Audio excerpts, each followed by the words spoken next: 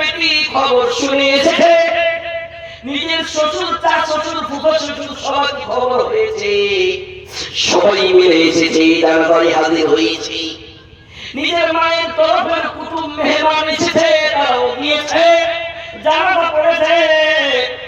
জানাজা পড়ার পরে কবরস্থানে রাখেছে, রাখার পরে সবাই রিটার্ন চলে আসবে। ইসলাম নবী আমার বলেছেন দুইটি জিনিস রিটার্ন চলে আসবে, আহলুহু তার আত্মীয় স্বজন, ওয়া মালুহু আর সঙ্গে কিছু মাল যাবে, খাটনি যাবে, বিছানা যাবে, গাড়ি যাবে, ঢোল যাবে, বালতি যাবে, কোদল যাবে, কর্মী যাবে, সেটাও রিটার্ন চলে আসবে। একটাই জিনিস থাকবে, একটাই জিনিস,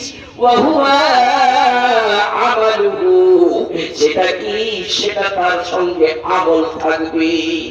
আমল से जिंदगी बनती है, जन्नत भी जहन्नम भी, ये खाकी अपने फितरत में न नूरी है न सुभानअल्लाह। কবরের মাঝে পৃথিবী দেওয়া